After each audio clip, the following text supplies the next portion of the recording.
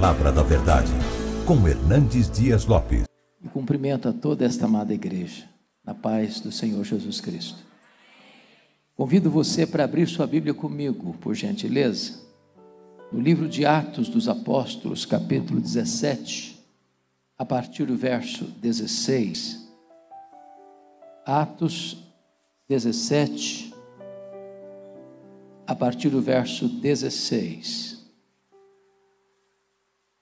Após a leitura desse texto, eu preciso que você mantenha a sua Bíblia aberta comigo nesta passagem, para você acompanhar a exposição do texto.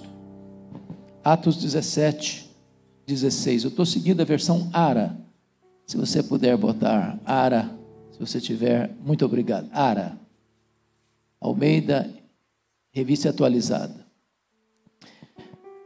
Está escrito o seguinte: enquanto Paulo os esperava em Atenas, ele está se referindo a Silas e Timóteo, o seu espírito se revoltava em face da idolatria dominante na cidade. Por isso dissertava na sinagoga entre os judeus e os gentios piedosos, também na praça, todos os dias, entre os que se encontravam ali. E alguns filósofos epicureus e estoicos contendiam com ele, havendo quem perguntasse: que quer dizer esse tagarela? E outros: parece pregador de estranhos deuses, pois pregava Jesus e a ressurreição. Então, tomando consigo, levaram ao Areópago, dizendo: poderemos saber que nova doutrina é essa que ensinas, posto que nos trazes aos ouvidos coisas estranhas? Queremos saber o que vem a ser isso. Pois todos os de Atenas e os estrangeiros residentes de outra coisa não cuidavam, senão dizer ou ouvir as últimas novidades. Então Paulo, levantando-se no meio do Areópago, disse: senhores atenienses, em tudo vos vejo acentuadamente religiosos, porque passando e observando os objetos de vosso culto, encontrei também um altar no qual está escrito ao Deus desconhecido.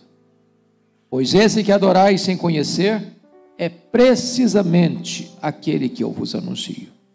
O Deus que fez o mundo e tudo o que nele existe, sendo ele Senhor do céu e da terra, não habita em santuários feitos por mãos humanas, nem é servido por mãos humanas como se de alguma coisa precisasse, pois ele mesmo é a quem a todos dá vida, respiração e tudo mais. De um só fez toda a raça humana para habitar sobre toda a face da terra, havendo fixado os tempos previamente estabelecidos e os limites da sua habitação, para buscarem a Deus, se porventura, tateando, possam achar, bem que não está longe de cada um de nós, pois nele vivemos e nos movemos e existimos. Como alguns dos vossos poetas também têm dito, porque dele também somos geração. Sendo, pois, geração de Deus, não devemos pensar que a divindade é semelhante ao ouro, à prata ou à pedra, trabalhados pela arte e imaginação do homem. Ora, não levou Deus em conta os tempos da ignorância. Agora, porém, notifica aos homens que todos, em toda parte, se arrependam, porquanto estabeleceu um dia em que há de julgar o mundo com justiça, por meio de um varão que destinou e acreditou diante de todos, ressuscitando dentre os mortos. Quando ouviram falar de ressurreição de mortos, uns escarneceram, e outros disseram: a respeito disso te ouviremos noutra ocasião. A essa altura, Paulo se retirou do meio deles. Houve, porém, alguns homens que se agregaram a ele e creram. Entre eles estava Dionísio, Areopagita, uma mulher chamada Dâmaris, e com eles outros mais. Amém. É do conhecimento de todos vocês, com certeza, que o apóstolo Paulo foi o grande desbravador do reino de Deus, o grande bandeirante da fé, o homem que percorreu os mais longínquos rincões do Império Romano, plantando igrejas, nas províncias da Galácia, da Macedônia, da Acaia, da Ásia Menor. Ele estava agora fazendo a sua segunda viagem missionária, depois de já ter sido açoitado em praça pública em Filipos, escorraçado de Tessalônica, enxotado de Bereia e precisa chegar às pressas em Atenas, deixando para trás seus colegas de ministério, Silas e Timóteo. E ele chega agora a Atenas, a capital intelectual do mundo, a cidade mais aspergida pela luz do conhecimento, a cidade dos grandes luminares do saber humano, dos grandes pensadores, dos grandes filósofos, a terra de Péricles, de Sócrates, de Platão, de Aristóteles, de homens que encheram bibliotecas com seu conhecimento e com a sua erudição. O que é curioso é que o verso 16 nos informa que enquanto Paulo esperava Silas e Timóteo em Atenas, o seu espírito se revoltou por causa da idolatria dominante na cidade. A ideia de dominante é que a cidade estava debaixo de ídolos, sob o governo e a influência dos ídolos. O que me traz quase que um constrangimento é que na cidade mais culta do mundo, Paulo encontra a mais tosca ignorância espiritual. Pessoas que tinham uma mente iluminada pelo conhecimento humano, mas que não tinham nenhum discernimento das coisas de Deus. E eu creio que isso se repete ainda hoje. Você pode ir hoje a Harvard, ao Yale, a Columbia, a USP, e talvez nesses centros do saber humano, você vai encontrar também uma tosca ignorância espiritual. Pessoas que sabem decifrar os segredos da ciência, pessoas que penetram nas profundezas das artes, mas que não enxergam um palmo na frente do nariz do que tange as coisas espirituais. Para vocês terem uma ideia, no tempo que Paulo visitou Atenas, Plínio chegou a dizer que havia mais de 30.000 estátuas dedicadas aos deuses em Atenas. Era uma floresta de deuses, de altares, de templos, de santuários, dedicados aos ídolos. Suetônio chegou a dizer que era mais fácil encontrar um deus em Atenas do que encontrar um homem. Isso levou Diógenes a satirizar com os atenienses, saindo a pleno meio-dia, sol a pino, com a lanterna acesa nas mãos, procurando atentamente alguma coisa. Quando alguém lhe perguntou: o que você procura, Diógenes? E ele respondeu: eu procuro um homem, porque nessa terra só tem deuses. Mas Paulo não apenas tem o seu espírito revoltado com isso, por causa da idolatria dominante na cidade, ele fez alguma coisa. Porque não adianta ficar revoltado e não fazer nada. O versículo 17 diz que por isso, por essa causa, por essa razão, em virtude disso, ele dissertava na sinagoga entre os judeus e os gentios piedosos. Eu não sei se você já parou para perguntar, porque sempre que Paulo chegava numa cidade, em havendo lá uma sinagoga, era o primeiro lugar que ele visitava. Por quê? Quem frequentava a sinagoga? Primeiro, os judeus. Segundo, os gentios piedosos, ou seja, pessoas que não eram judias, eram gentílicas, mas convertidas ao judaísmo. Essas pessoas tinham algo em comum: elas acreditavam no Velho Testamento.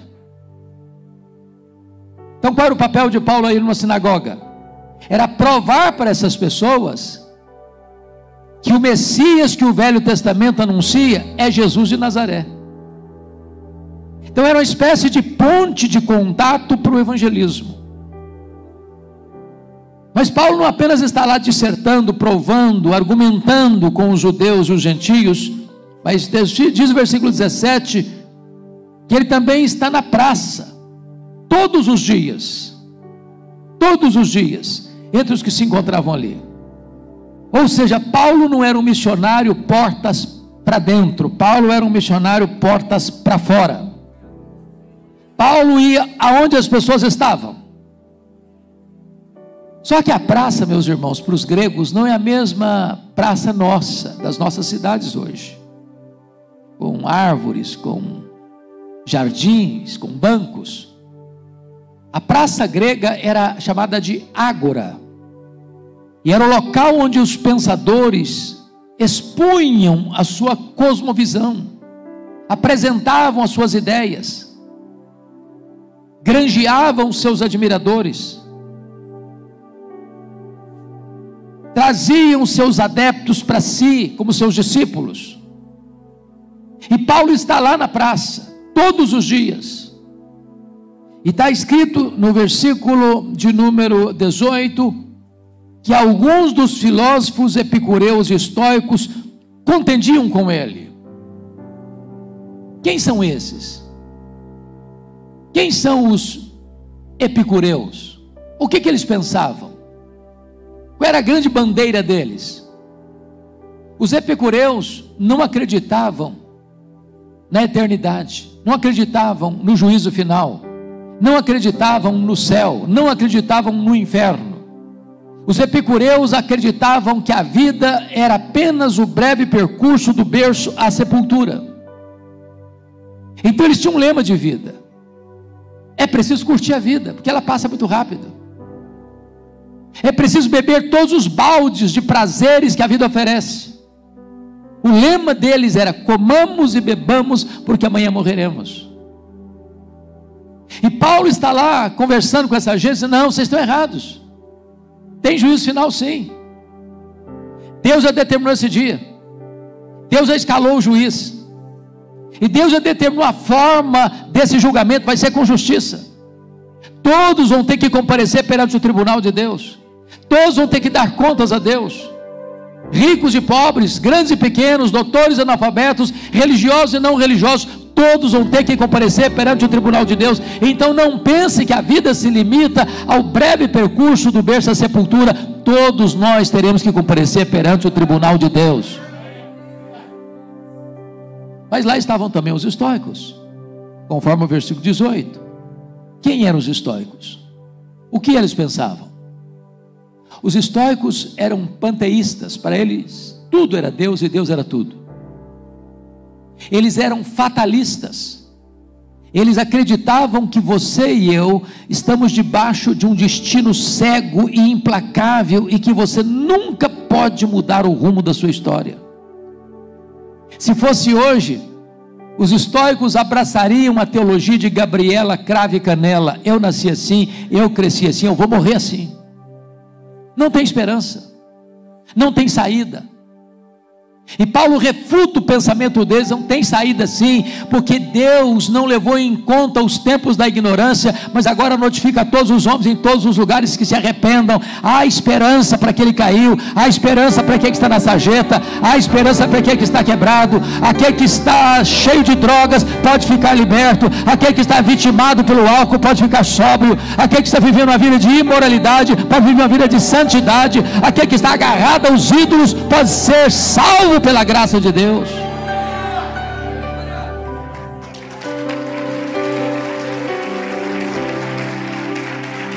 Mas enquanto Paulo discute, enquanto eles estão contendendo com Paulo, alguém perguntou assim: o que quer dizer esse tagarela? Essa palavra tagarela, na língua grega, foi escrita aqui, era usada para os pássaros que ficavam nos esgotos comendo as sementes. E essa palavra veio a significar aquela pessoa que fala ao vento, fala pelos cotovelos, que fala sem saber o que está falando, que joga palavras ao ar, que ele não sabe o que está falando, ele não tem ideias próprias. Eles estão achando que Paulo não tem o mesmo cabedal intelectual que eles. E o que é curioso é que na terra mais culta do mundo, O pregador do evangelho é um tagarela. O evangelho é coisa estranha. E o verdadeiro Deus é desconhecido.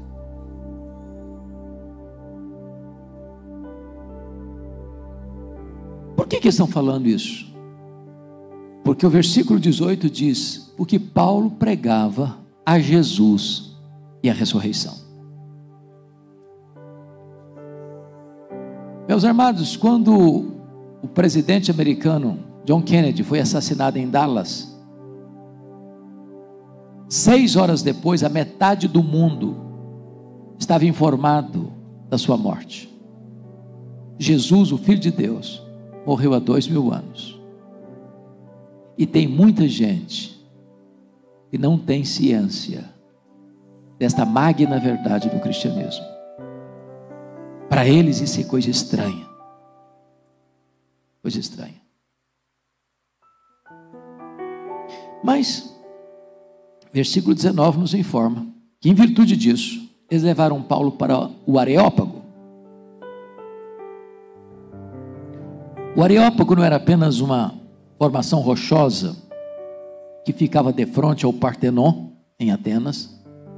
O Areópago era um tribunal, onde os juízes da cidade precisavam passar pelo filtro da aprovação deles qualquer nova ideia que era disseminada na cidade. Porque na cabeça deles, embora Atenas tivesse um panteão de deuses, mais de 30.000 estátuas dedicadas aos deuses, eles achavam que Paulo estava ali tratando de inserir nesse panteão mais 2 divindades que eles não conheciam. Uma divindade masculina, Jesus, e uma divindade feminina, a ressurreição. Então levam Paulo para lá, para uma cariação, para uma investigação mais meticulosa. E o verso de número 19 mostra a razão. Poderemos saber que nova doutrina é essa que ensinas? Que doutrina Paulo estava ensinando? Versículo 18: Jesus é a ressurreição. Amados irmãos, é tão curioso que as elites intelectuais são aquelas que têm maior resistência à verdade. Os homens que do topo da sua pretensa sabedoria acham que o evangelho de fato é uma loucura. Aliás, ateísmo não é um problema intelectual. Ateísmo é um problema moral.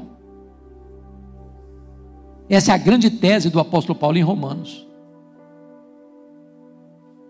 O homem não rejeita o evangelho, irmãos, porque o evangelho é uma coisa complicada, misteriosa, difícil, que só uma elite intelectual compreende. Não, não. Paulo responde que a ira de Deus se revela desde o céu contra toda impiedade e perversão dos homens que detêm a verdade pela injustiça. E a ideia de deter aqui é matar por afogamento. Ele não quer a verdade. Essa verdade vai mexer com ele, vai deixá-lo desconfortável com a sua autossegurança, com a sua autojustiça. Então ele rejeita a verdade, porque ele não quer essa verdade dominando a vida dele, controlando a vida dele, transformando a vida dele.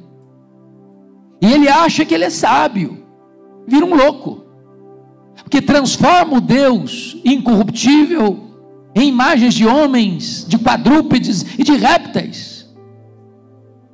E o passo seguinte a essa idolatria tosca é a imoralidade, é a depravação moral.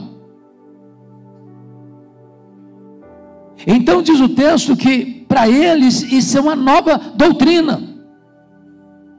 E o verso 20 diz: posto que nos trazes aos ouvidos coisas estranhas. Queremos saber o que é ser isso. Ah, que coisa! Para muita gente falar de Jesus é falar de uma coisa estranha. Mas nós viemos aqui nesta noite para escutar sobre Jesus. Seu nome é doce aos ouvidos da nossa alma. O seu nome é o nome acima de todo nome. É por causa dele que nós estamos aqui. Ele é a razão da nossa vida. Mas o verso 21, queridos pastores e irmãos que estão aqui nesta noite, me deixa envergonhado, confesso.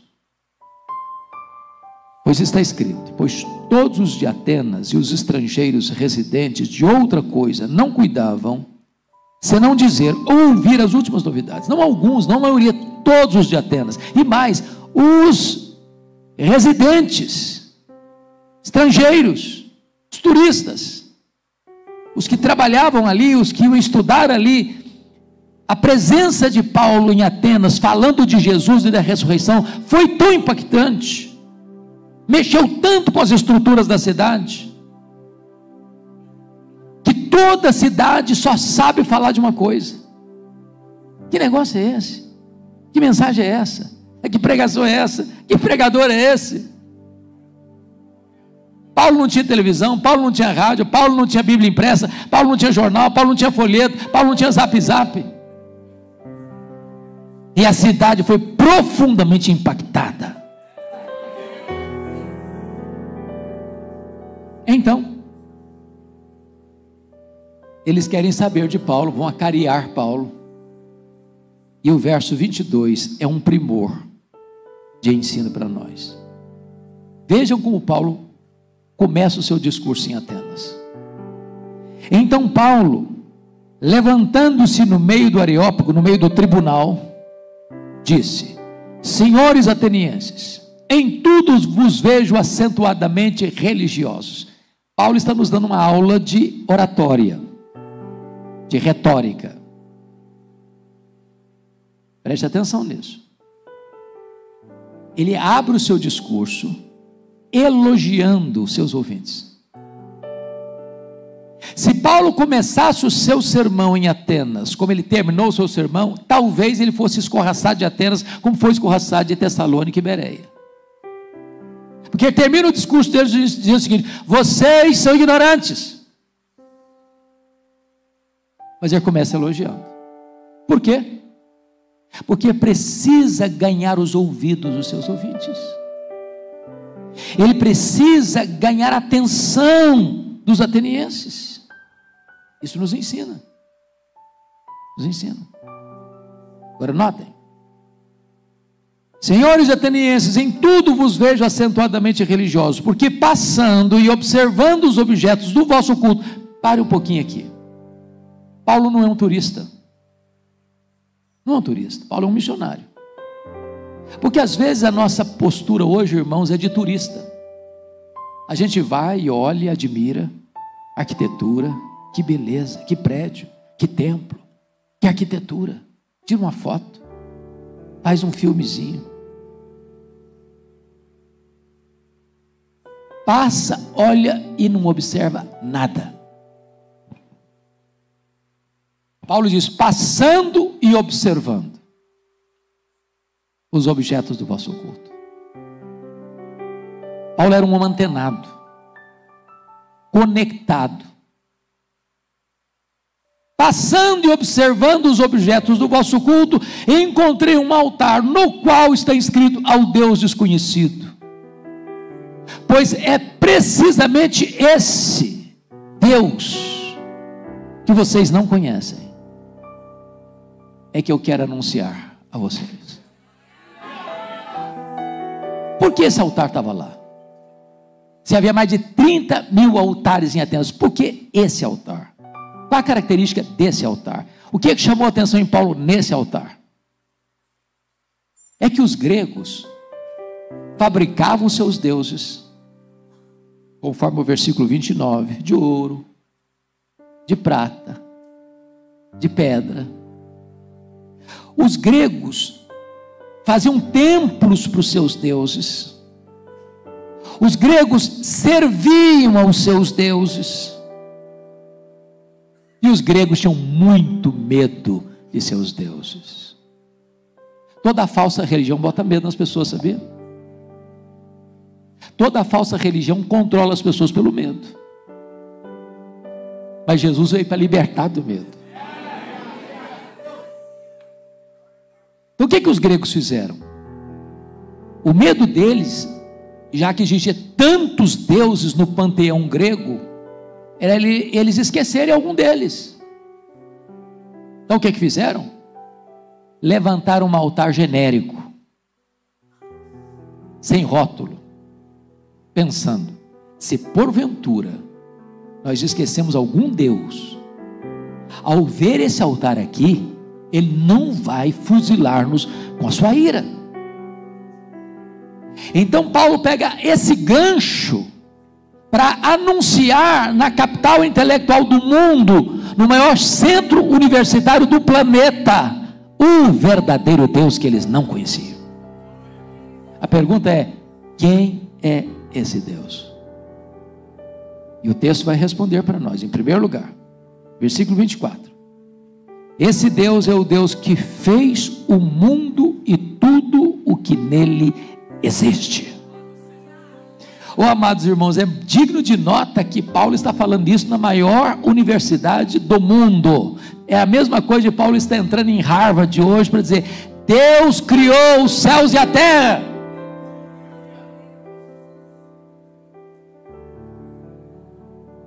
Esse texto vai refutar o pensamento grego, porque o pensamento grego é que a matéria era eterna. Não, a matéria não é eterna, eterno só Deus o é. A matéria foi criada, e criada por Deus. Esse texto vai reprovar a ideia de que o mundo surgiu espontaneamente. A teoria da geração espontânea é falsa. O mundo não pariu a si mesmo. O mundo foi chamado à existência pela palavra onipotente de Deus. Esse texto vai reprovar a ideia de que o mundo surgiu por uma mega explosão cósmica, casual. A teoria do Big Bang, ela é falsa. O caos não produz o cosmos, a desordem não produz a ordem. Se um rato corresse pelas teclas desse piano eletrônico atabalhoadamente, não arrancaria daí Serenata ao Luar. Se eu jogasse para o espaço 1 bilhão de letras, elas não cairiam como uma grande enciclopédia.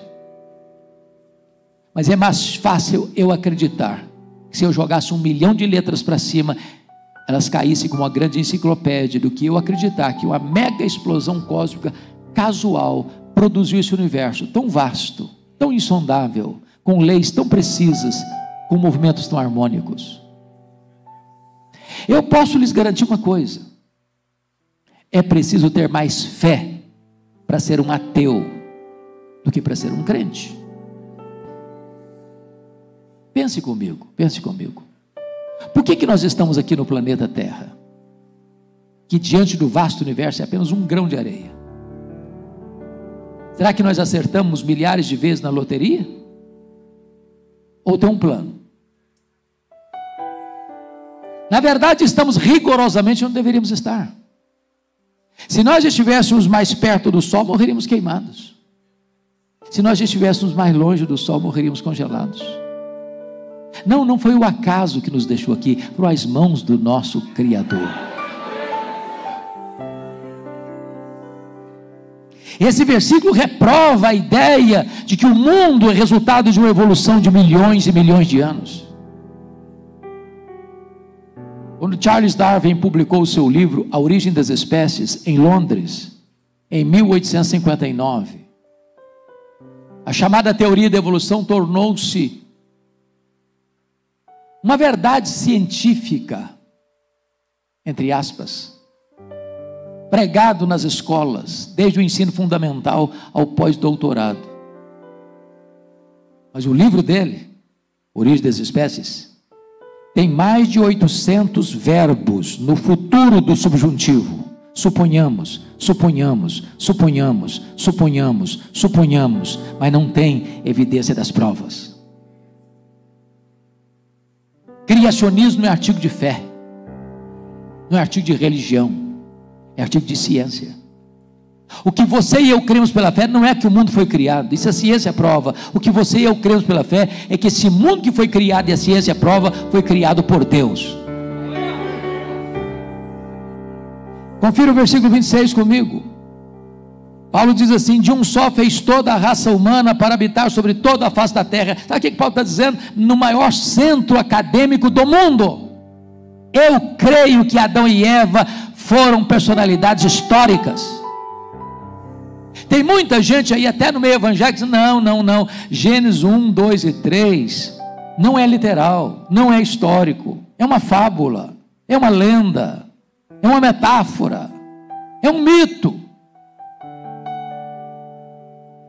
Não, Adão e Eva existiram, eles foram criados, eles são o tronco de onde surgiu toda a humanidade que habita em toda a face da terra. Eu quero dizer para você, rapaz, você moça que está na universidade, você não precisa se acanhar, você não precisa se intimidar de se levantar na sua sala de aula diante de um professor ateu e dizer: eu creio que Deus criou os céus e a terra, eu creio que de um só Deus formou toda a raça humana. Você não precisa aposentar seu cérebro para defender essa verdade bíblica. Segundo lugar, quem é o Deus que os atenienses não conheciam? Ele é o Deus da providência. Veja comigo o verso 25, na parte B, que diz assim: pois Ele mesmo é quem a todos dá vida, respiração e tudo mais. Versículo 28, pois nele vivemos e nos movemos e existimos. Sabe o que significa isso? Esse Deus não é apenas transcendente, esse Deus também é imanente. Sabe o que significa isso? Ele não só está lá em cima, onde nem os céus dos céus pode contê-lo, ele está aqui embaixo, com abatido e contrito de coração.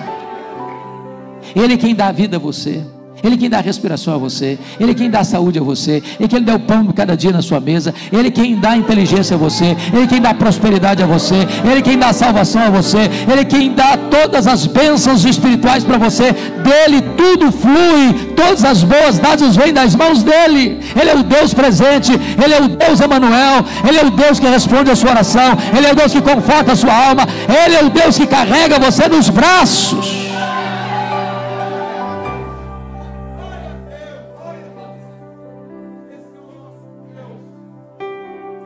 Terceiro lugar, quem é o Deus que os atenienses não conheciam?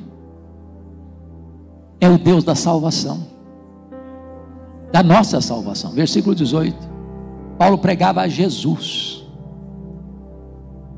Jesus, irmãos, é o centro da Bíblia. Todo o Antigo Testamento apontava para Jesus, todo o Novo Testamento escreve a Jesus.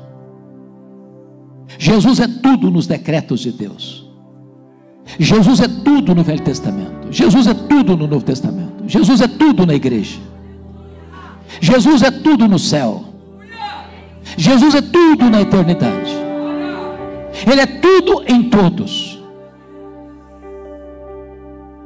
Ele é o único nome dado entre os homens pelo qual importa que sejamos salvos. Ele é a porta do céu, Ele é o caminho para Deus, Ele é o único mediador entre Deus e os homens. Não há mínima chance de alguém ser reconciliado com Deus, a não ser por intermédio de Jesus. Os atenienses não conheciam Jesus. Quarto lugar, quem é o Deus que os atenienses não conheciam? Volte os olhos de novo para o verso 24. Sendo Ele Senhor do céu e da terra, Ele é o Senhor. Talvez hoje esse texto não cause tanto impacto como naquele tempo, porque naquele tempo Atenas, como o resto do mundo, estava debaixo do domínio de Roma, e no domínio de Roma ninguém podia concorrer com esse título, exceto César. Eu não sei se os irmãos já pararam para perceber isso. O problema de Roma não é que Roma era intolerante, não. Roma não era intolerante. Intolerantes eram os cristãos. Eu vou explicar por quê. Roma deixava você adorar o Deus que você quisesse. Eles tinham muitos deuses. Acrescentar mais um no panteão deles fazia muita diferença, não. Desde que as pessoas se curvassem diante do imperador César para dizer: César Quírios, César é o Senhor. Os cristãos não faziam isso. Sabem por quê? Porque os cristãos entendiam uma coisa: só Jesus é o Senhor. E então eram perseguidos, e então eram jogados às feras, e então eram jogados das fornalhas, e então eram martirizados. Quem colocou Jesus nessa posição? O próprio Deus Pai. Porque a Escritura diz que ele, sendo Deus, não julgou como usurpação de ser igual a Deus. Antes a si mesmo se esvaziou, assumindo a forma de servo, humilhando-se até a morte, morte de cruz, pelo que também o Pai o exaltou sobremaneira. Ele deu o nome que está acima de todo nome, para que o nome de Jesus se dobre todo o joelho, nos céus, na terra e debaixo da terra, e toda língua confesse que Jesus Cristo é Senhor, para a glória de Deus Pai.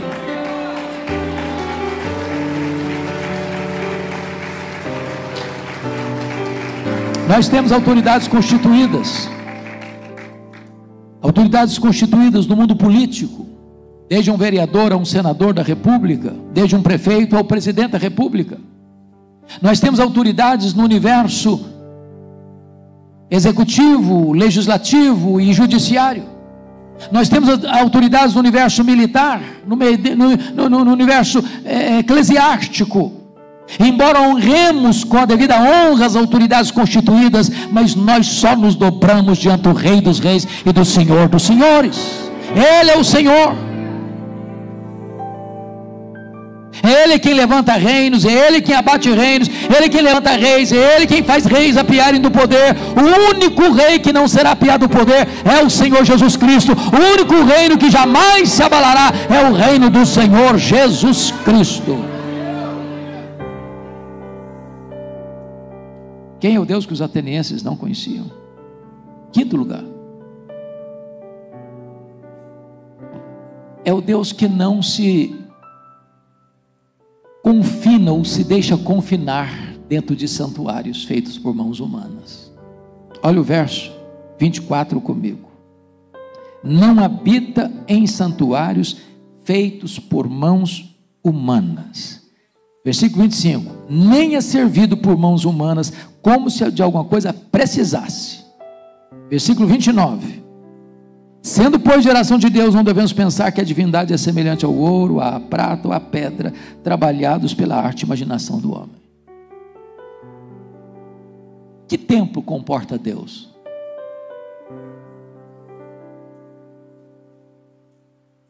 A Bíblia diz que Ele é transcendente.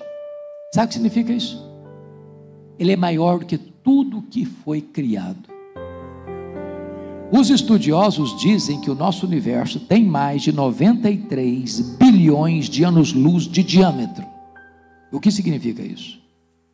Significa que se você voasse a velocidade da luz, 300 mil quilômetros por segundo, nessa velocidade, você demoraria mais de 93 bilhões de anos para ir de uma extremidade à outra do universo. Abraham Kuyper disse: não há um centímetro desse universo onde o nosso Senhor não possa, isso aqui é meu, eu estou aqui, eu criei isso aqui. Numa linguagem bíblica, nem os céus dos céus podem conter Deus. Ele não é servido por mãos humanas. É Ele quem serve, Ele quem dá a vida, Ele quem dá a respiração, Ele que dá tudo mais. Ele não precisa de mim para eu lá fazer um sacrifício para Ele, porque senão Ele não é Deus. Não.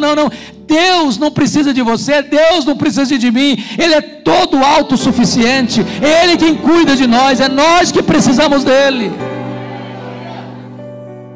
Esse Deus não pode ser configurado com uma imagem de escultura, seja de ouro, seja de prata, seja de pedra. Não.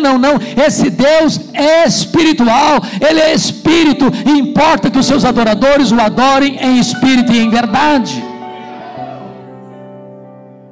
Quem é o Deus que os atenienses não conheciam? Sexto lugar, é o Deus que dá a oportunidade a todos os homens, em todos os lugares, há uma mudança de vida. Versículo 30. Não levou Deus em conta os tempos da ignorância. Mas agora notifica a todos os homens em todos os lugares que se arrependam. Talvez você foi convidado para vir aqui nesta noite. Talvez você está vindo hoje pela primeira vez num tempo evangélico. Talvez você esteja numa autodefesa aí no seu coração, dizendo assim: bom, mas eu vou me arrepender de quê? Eu sou uma boa pessoa, sou um bom homem, sou um bom marido, um bom pai, um bom cidadão, um bom cristão, sou uma boa mulher, uma boa esposa, uma boa mãe, uma boa cidadã, uma boa cristã, sou um bom filho, uma boa filha. Me arrepender de quê? Me permita dizer isso. Você não deve se arrepender apenas do que você fala, do que você faz, do que você deixa de fazer, do que você pensa. Você precisa se arrepender de quem você é. Você não é pecador porque peca. Você peca porque você é pecador. Uma laranjeira não é laranjeira porque dá laranja. Ela dá laranja porque é laranjeira. A seiva dela leva ela a produzir laranja. O nosso DNA está torto por causa do pecado. Diz a Bíblia: em pecado me concebeu minha mãe. Não há nenhum cidadão deste mundo, desde que Adão e Eva caíram lá no Éden, exceto Jesus Cristo, que entrou neste mundo sem a marca do pecado. A Bíblia diz que todos pecaram e destituídos estão da glória de Deus. Então não há nenhuma pessoa neste mundo dispensada do arrependimento. Ou você arrepende e vive, ou você não se arrepende e morre. Arrepender e viver, não arrepender e morrer. Não tem outra saída. Mas por que isso? Por que razão é isso? Porque o verso 31 diz que esse Deus é o Deus que é juiz de todos, sem exceção. Está escrito aí: porquanto estabeleceu um dia em que há de julgar o mundo com justiça, por meio de um varão que destinou e acreditou diante de todos, ressuscitando dentre os mortos. Quem vai comparecer lá? Todos. Grandes, pequenos, ricos, pobres, religiosos, não religiosos. Todos. E naquele grande dia do juízo, diz a Bíblia que os livros serão abertos e não vão ser julgados segundo o que estiver escrito nos livros. E sabe quais serão os quesitos desse julgamento? Primeiro, as nossas palavras. A Bíblia diz que nós vamos dar conta no dia do juízo por todas as palavras frívolas que proferimos. E eu pergunto a você: você se lembra de todas elas?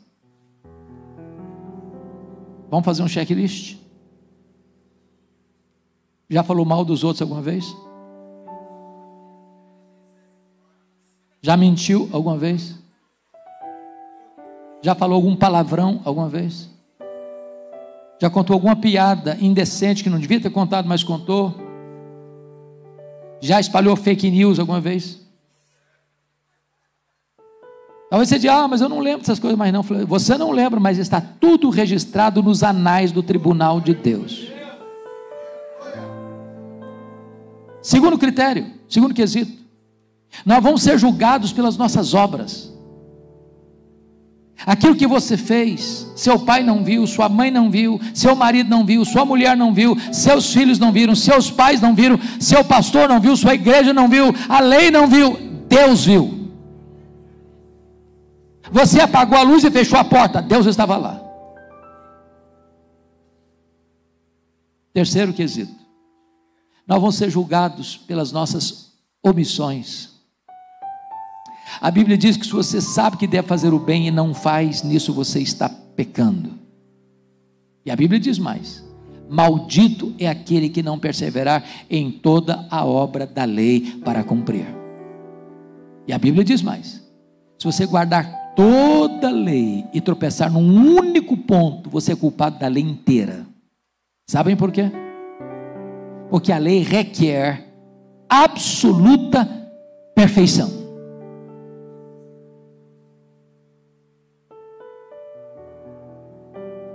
Então, nesses quesitos, palavras, obras e omissão, ninguém passa no pente fino de Deus, do tribunal de Deus.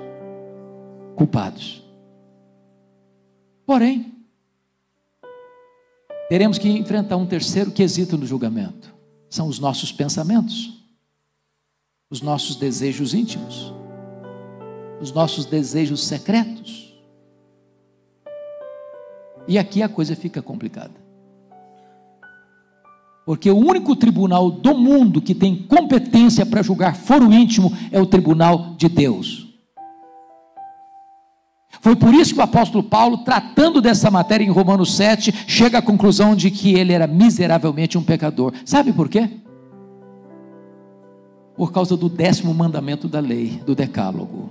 O 10º mandamento é diferente dos outros 9. Em que sentido?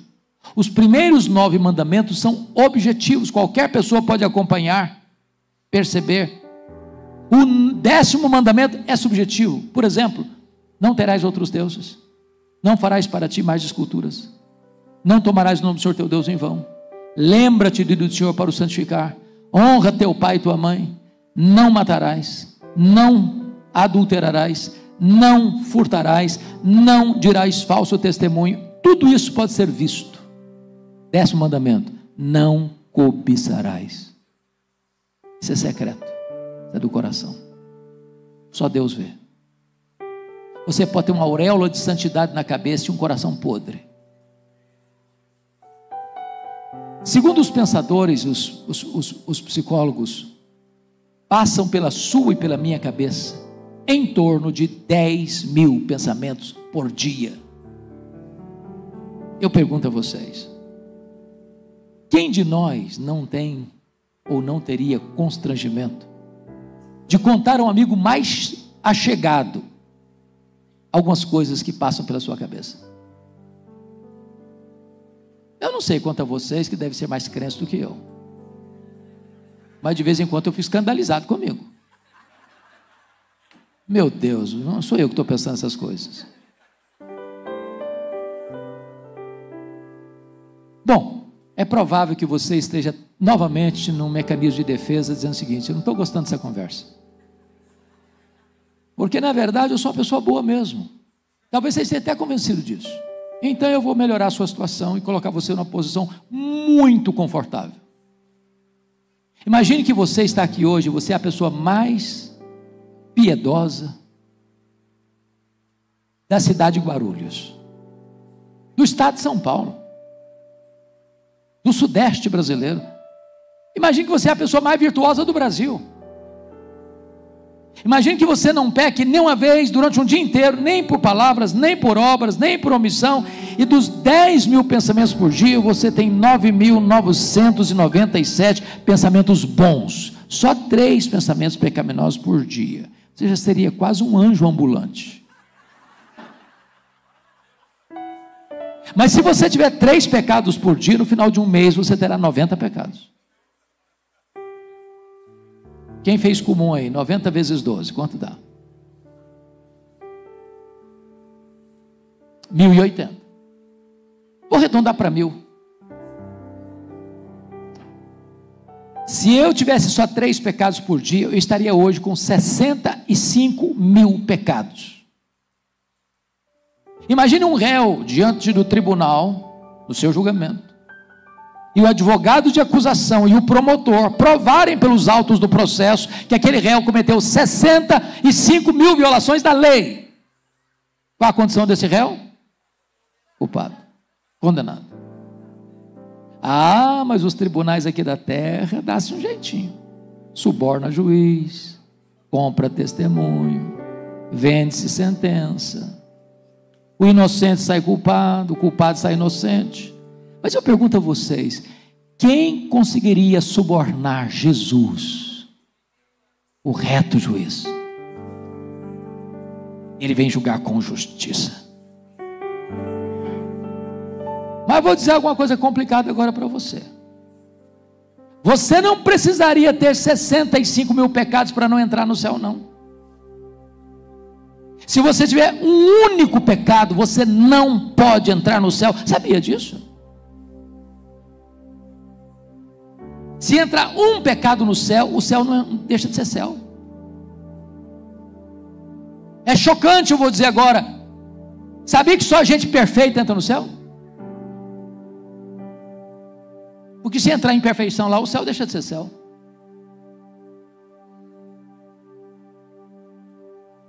Ah, pastor, mas isso não é justo não, porque eu faço só coisa boa. Aliás, eu faço a maioria coisa boa. Faço só de vez em coisinha, uma coisinha errada, mas a maioria é boa. A Bíblia diz assim: se você guardar toda a lei e tropeçar num único ponto, você é culpado da lei inteira. Sabe por quê? Porque o padrão de Deus é perfeição. Vou ilustrar de uma maneira muito simples. Imagine que você vai chegar em casa hoje, fazer um grande omelete para a família inteira, com 10 ovos, e quebra os 9 primeiros ovos na frigideira, a gema vermelhinha. Quando você quebra o 10º ovo, ele estava podre, e caiu lá dentro. Quanto do omelete você estragou? Todo. Por quê? Porque o padrão que você requer é perfeição. Bom, talvez você agora esteja raciocinando assim comigo. Bom, se é desse jeito, então, pastor, eu estou frito aí. E se você pensou assim, parabéns, é isso mesmo. Não tem saída. Você e eu jamais poderemos ser salvos pelos nossos méritos, pela nossa religiosidade, pelas nossas obras. Nós não conseguimos. Impossível. Porém, eu tenho uma boa notícia para lhe dar. O que você não pode fazer, o que você não consegue fazer, Deus fez por você.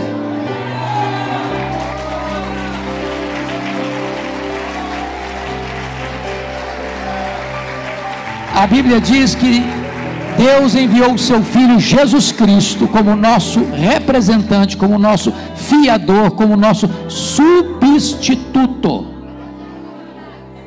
Isaías 53 diz que Deus lançou sobre ele a iniquidade de todos nós. 1 de Pedro 2,24 diz que foi carregando sobre o seu corpo no madeiro os nossos pecados. A Bíblia diz que aquele cálice que trouxe angústia de morte para Jesus, a santa ira de Deus que vinha cair sobre a nossa cabeça, ele sorveu sozinho cada gota daquele cálice. A Bíblia diz que quando ele estava na cruz, não havia beleza nele. O sol escondeu o rosto dele e houve trevas. O Pai o desamparou naquela cruz, porque naquele momento ele foi feito pecado por nós. E Deus fuzilou o seu filho com a sua santa ira, com a sua justiça, porque deveria fuzilar a mim, porque o salário do pecado é a morte. Agradou o Pai moê-lo naquela cruz. E Deus entregou o seu filho, não poupou o seu próprio filho, para poupar a você, para poupar a mim. E diz a Bíblia que ele morreu pelos nossos pecados. Ele pegou o escrito de dívida que era contra nós, rasgou, anulou e encravou na cruz e deu um brado: está consumado, está pago. Aquele que crê em mim não deve mais nada, ele está justificado.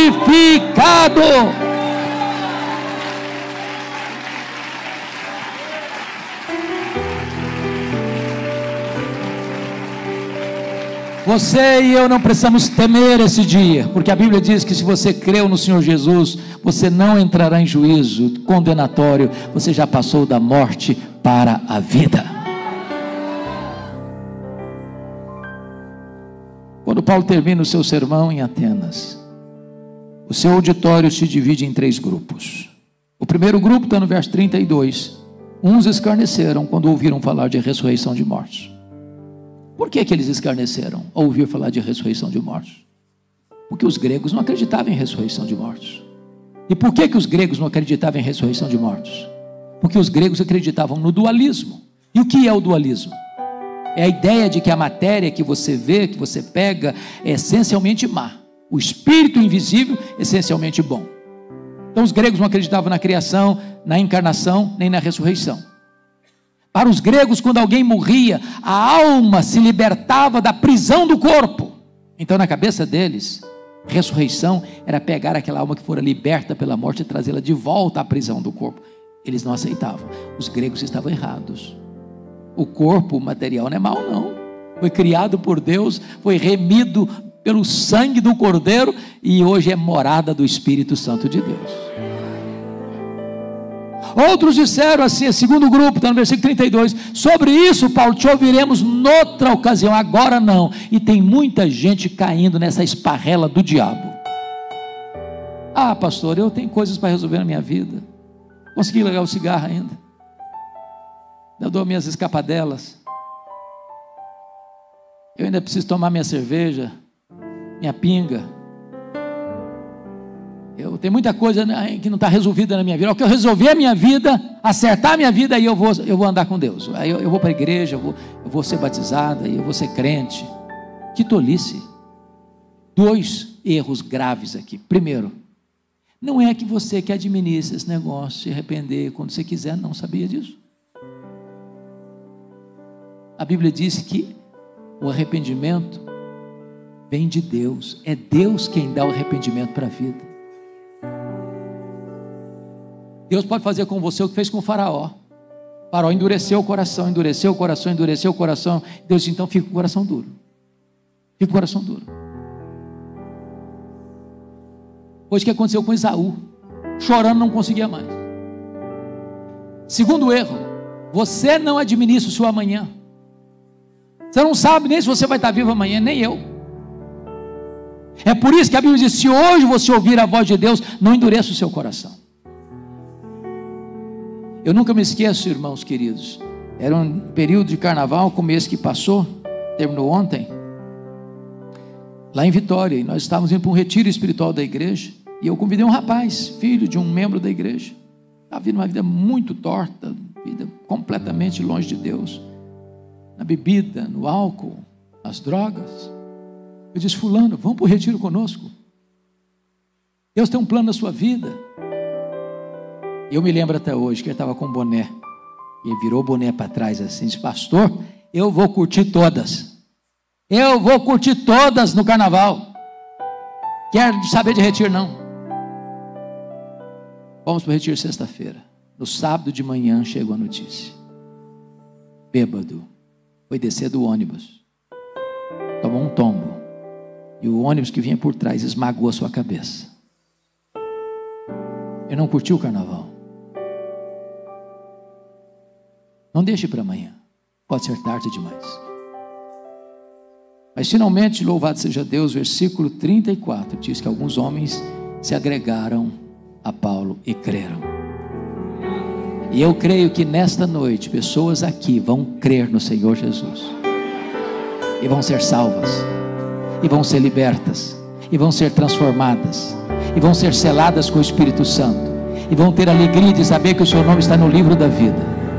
Hoje é o dia da salvação. Feche os seus olhos por um momento, curva a sua cabeça, toda a igreja em oração, por favor. Eu não conheço todos vocês. Talvez tenha aqui alguém que seja neto de crente, filho de crente, mas ainda não é crente.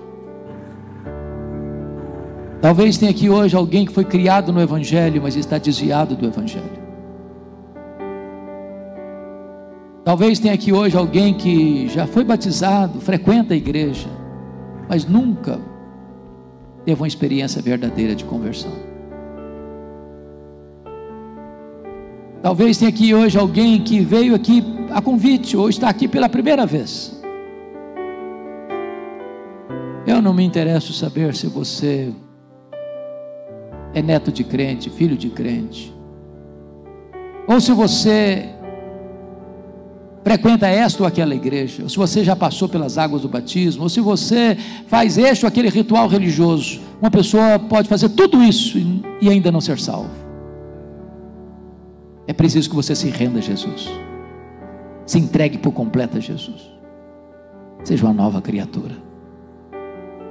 E se nesta noite você quer entregar sua vida ao Senhor Jesus, eu quero orar por você e com você. E você vai orar comigo aí no silêncio do seu coração, porque a Bíblia diz que é com o coração que se crê para a justiça, e é com a boca que se confessa a respeito da salvação. Então faça essa oração comigo aí no silêncio. Você não vai repetir verbalmente, você vai repetir no seu coração, dizendo assim: Senhor Jesus, eu reconheço que eu sou um pecador, eu reconheço que eu não posso salvar a mim mesmo, eu reconheço que Jesus Cristo, teu Filho, veio ao mundo para morrer em meu lugar, pelos meus pecados. Eu me arrependo dos meus pecados, e eu entrego a minha vida a Ti. Eu creio em Ti, e eu Te recebo nesta noite como meu Salvador, como meu Senhor. Entra na minha vida, muda a minha vida, quebra as amarras, quebra as algemas, livra-me, Senhor. Eu quero ser uma nova criatura, andar contigo a partir de hoje, servir-te com alegria e viver os dias da minha vida na Tua presença. Eis-me aqui, entrego-me por completo a Ti, em nome de Jesus. Enquanto a igreja está orando, eu gostaria de saber se alguém fez sinceramente essa oração comigo. Se fez, levante uma das suas mãos. Eu quero dar graças a Deus pela sua vida. Louvado seja Deus. Mais alguém pode levantar a sua mão e ficar com a mão levantada, por gentileza. Louvado seja Deus. Louvado seja Deus. Louvado seja Deus. Louvado seja Deus. Louvado seja Deus. Louvado seja Deus. Louvado seja Deus.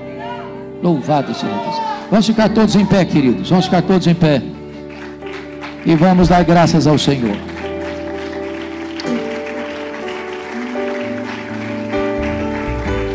Rendemos-te graças, meu Deus, porque Tu és o Deus da salvação. O Deus que nos amou antes que o mundo fosse criado. O Deus que enviou o Teu Filho na plenitude dos tempos. E Ele veio até nós. E Ele deu a sua vida por nós. E Ele morreu pelos nossos pecados e ressuscitou para nossa justificação. Bendito é o Teu nome, porque houve salvação nesta casa, nesta noite. A festa diante dos Teus anjos no céu e a alegria na terra entre os homens. E a Ti tributamos toda a honra, toda a glória e todo o louvor. Em nome de Jesus. Amém.